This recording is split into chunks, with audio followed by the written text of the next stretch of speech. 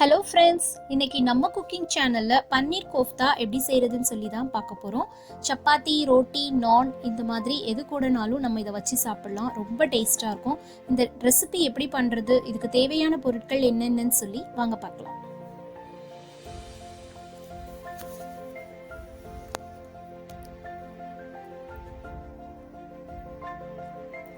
பன்னீர் கோஃப்தா செய்ய தேவையான பொருட்கள்: பன்னீர், சீரகம், பட்டை, ஏலக்காய், சில்லி ஃப்ளேக்ஸ், மஞ்சள் தூள், சீரகத்தூள், முந்திரி பருப்பு, எலுமிச்சை சாறு, உப்பு, ஃப்ரெஷ் க்ரீம், பட்டர், மைதா, இஞ்சி பூண்டு, கேரட், குடைமிளகாய், தனியாத்தூள், கரம் மசாலா தூள், மிளகாய்த்தூள், வெங்காயம், தக்காளி, எண்ணெய். வாங்க நம்ம இப்போ பன்னீர் கோஃப்தா எப்படி செய்கிறதுன்னு சொல்லி பார்க்கலாம். இன்றைக்கி நான் 200 கிராம் பன்னீர் எடுத்திருக்கேன். நல்லா துருவி இந்த மாதிரி எடுத்துக்கோங்க. இது கூட நம்ம வெஜிடேபிள்ஸையும் சேர்த்துக்கலாம். 1/4 கப் பொடியாக நறுக்கின குடைமிளகாய் சேர்த்துக்கோங்க. கூடவே 1/4 கப் துருவின கேரட், 1/4 கப் பொடியாக நறுக்கின வெங்காயம். நம்ம வெஜிடேபிள்ஸ் எல்லாமே சேர்த்ததுக்கப்புறம் 2 டேபிள் ஸ்பூன் சில்லி ஃப்ளேக்ஸ் சேர்த்துக்கோங்க. 2 டேபிள் ஸ்பூன் மைதா மாவும் சேர்த்துக்கலாம். மைதா மாவு சேர்த்ததுக்கு அப்புறம் இதுக்கு தேவையான உப்பு நம்ம சேர்த்துக்கலாம். உப்பு நான் 1/2 டேபிள் ஸ்பூன் உப்பு சேர்த்துக்கிறேன். ஏன்னா நம்ம கிரேவியோட இந்த பன்னீர் கோஃப்தாவை மிக்ஸ் பண்ணும்போது கரெக்டாக நமக்கு உப்பு பேலன்ஸ் ஆகிடும். அதனால் நீங்கள் கம்மியாகவே உப்பு சேர்த்துக்கோங்க. உப்பு சேர்த்ததுக்கப்புறம் வெஜிடேபிள்ஸ் எல்லாமே அந்த பன்னீரோட நல்லா மிக்ஸ் ஆகிற மாதிரி மிக்ஸ் பண்ணி விட்டுக்கோங்க. அந்த காரம், உப்பு எல்லாமே நல்லா சேர்ந்து மிக்ஸ் ஆகணும். ஃபுல்லாக நல்லா மிக்ஸ் பண்ணி விட்டுக்கோங்க. இப்போ நம்ம இதில் லெமன் ஜூஸ் சேர்க்க போகிறோம். நான் ஒரு 1/2 பழம் எடுத்து லெமன் ஜூஸ் எடுத்து வச்சுருக்கேன். அதில் 2 டேபிள் ஸ்பூன் மட்டும் நான் இந்த ஜூஸை இதில் ஆட் பண்ணிக்கிறேன். லெமன் ஜூஸ் சேர்த்ததும் எல்லாத்தையும் சேர்த்து நல்லா ஒரு தடவை மிக்ஸ் பண்ணிக்கோங்க. இந்த மாதிரி நம்ம மிக்ஸ் பண்ணி வச்ச பன்னீரை ரொம்ப நேரம் அப்படியே வச்சுட்டுலாம் நம்ம குக் பண்ணக்கூடாது. உடனே பண்ணிவிடுங்க, இல்லைனா உங்களுக்கு அந்த டேஸ்ட்டும் மாறிடும். அது ரொம்ப புளிப்பாயிடும். அதனால் இப்போ உடனே நான் அந்த ரவுண்ட் ஷேப்பில் உங்களுக்கு நான் ரவுண்ட் பண்ணிவிட்டு பொரிச்சு எடுத்துகிட்டு போகிறோம். பாருங்கள், இந்த மாதிரி கையில் வச்சு உருட்டி எடுத்துக்கோங்க. உங்களுக்கு கொஞ்சம் பெரிய சைஸாக வேணும் அப்படின்னா கூட நீங்கள் அந்த மாதிரி ரெடி பண்ணி வச்சுக்கோங்க. இதே மாதிரி நான் என்கிட்ட இருக்க எல்லா பன்னீருமே நான் ரவுண்ட் பண்ணி எடுத்து வச்சுக்கிறேன். பாருங்கள், நம்மளோட பன்னீர் எல்லாமே பால்ஸ் மாதிரி ரெடி பண்ணியாச்சு. இப்போ நம்ம இதை எண்ணெயில் போட்டு பொரிச்சு எடுத்துக்கலாம். நல்லா ஹீட்டான கடாயில் பொரிக்கிறதுக்கு தேவையான ஆயில் நீங்கள் போட்டுக்கோங்க. ஆயில் நல்லா ஹீட் ஆகணும். ஹீட் ஆனதுக்கப்புறம் நம்ம பொரிச்சு எடுத்துக்கலாம். லோ ஃப்ளேமில் வச்சு பொறுமையாக நீங்கள் இந்த பன்னீர் அந்த எண்ணெயில் சேர்த்துக்கோங்க. ஏன்னா இது ரொம்ப பிரிஞ்சு போய் அப்படியே உடஞ்சி போயிடும். அதனால் லோ ஃப்ளேமில் வச்சு பொறுமையாக நம்ம பொரிச்சு எடுத்தோம் அப்படின்னா உங்களுக்கு அழகான பால் சைஸில் கிடச்சிரும். லைட்டாக நீங்கள் இந்த மாதிரி கரண்டியில் அதை திருப்பி போட்டுகிட்டே அப்படி இருந்தீங்க அப்படின்னா உங்களுக்கு எல்லா பக்கமும் வெந்து வந்துடும். நீங்கள் எல்லா பன்னீரையும் நீங்கள் ஒரே நேரத்துலையும் நீங்கள் கடாயில் சேர்க்காதீங்க. கொஞ்சமாக ஒரு 5-6ன்னு சேர்த்து பொரிச்சு எடுத்துக்கோங்க. அப்போ உடையாது உங்களுக்கு. இப்போ நம்மளோட பன்னீர் பாருங்கள், நல்லா மேலே ப்ரௌன் கலரில் வருது, உள்ளேயும் நல்லா வெந்து வருது. நம்ம நல்லா வெந்ததுக்கப்புறம் எடுத்துடலாம். நல்லா பொரிஞ்ச இந்த மாதிரி பன்னீர்களை எடுத்து நீங்கள் வேறு ஒரு பவுலில் மாற்றி எடுத்து வச்சுக்கோங்க.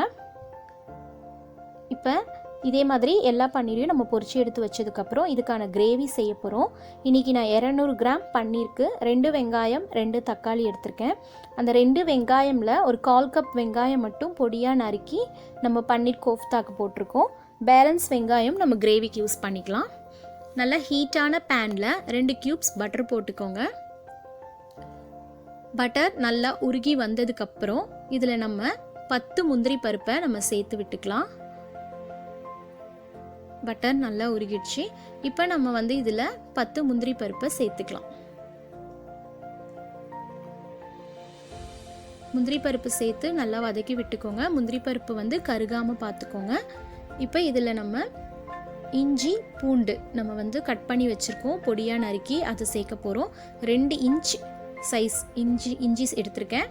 அதே மாதிரி 5 பல் பூண்டு சேர்த்து பொடியாக நறுக்கி வதக்கி எடுத்துக்கோங்க.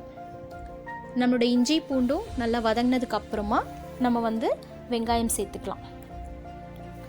இப்போ நம்ம கட் பண்ணி வச்சுருக்க வெங்காயத்தை சேர்த்துக்கலாம்.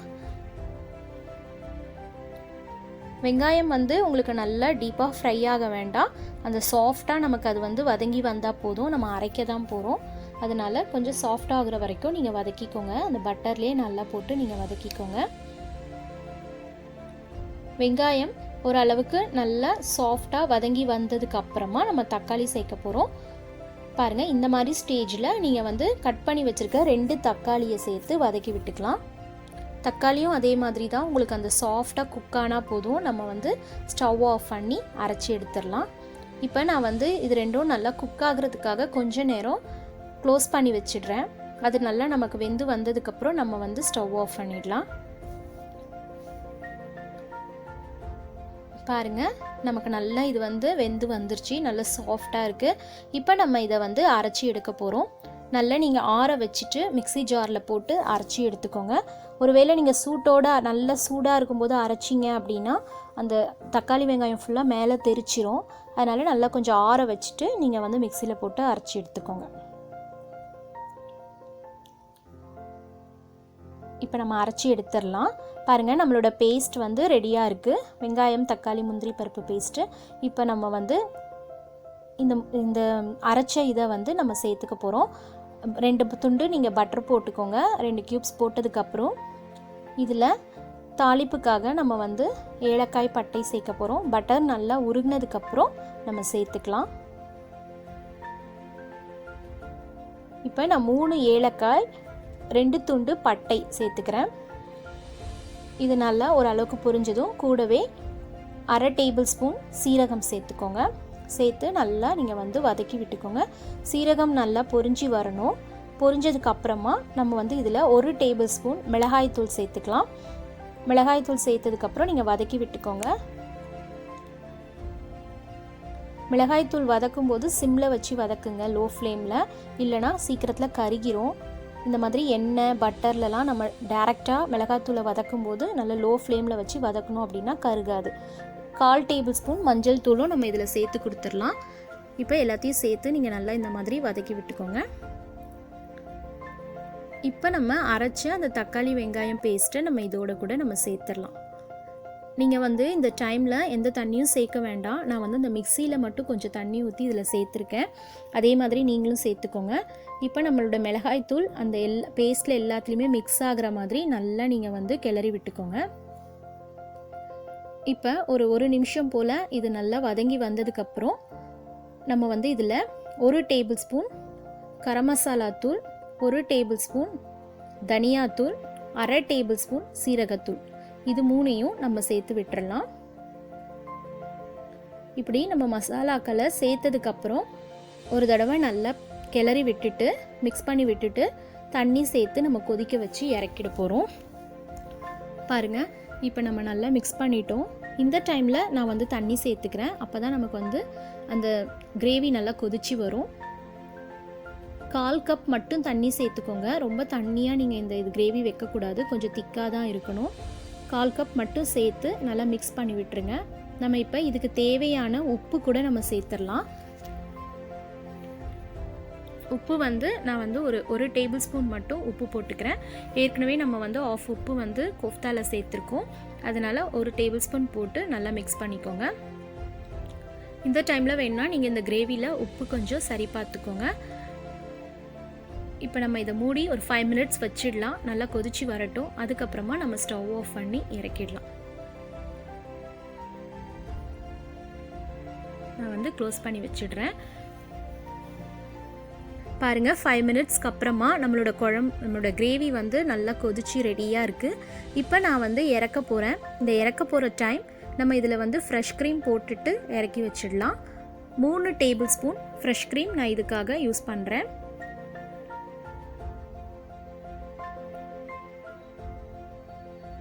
ஃப்ரெஷ் க்ரீம் போட்டதுக்கப்புறம் ரொம்ப நேரம் நம்ம ஸ்டவ்வில் வைக்க வேண்டாம். நீங்கள் வந்து நல்லா அந்த ஃப்ரெஷ் க்ரீம் போட்டு நல்லா மிக்ஸ் பண்ணதுக்கப்புறமா நம்ம வந்து இறக்கிடலாம். நீங்கள் இந்த மாதிரி க்ரீம் போட்டு நீங்கள் இது செய்தீங்க அப்படின்னா இது ஒரு நல்ல ரெஸ்டாரண்ட் ஸ்டைலில் உங்களுக்கு கிடைக்கும். அதனால் ஸ்கிப் பண்ணாமல் நீங்கள் இதே மாதிரி மெத்தடில் செய்துக்கோங்க. இப்போ நம்ம இது எல்லாத்தையுமே நல்லா மிக்ஸ் பண்ணி விட்டுடலாம். இப்போ நான் ஸ்டவ் ஆஃப் பண்ணி இறக்கிட்டேன்.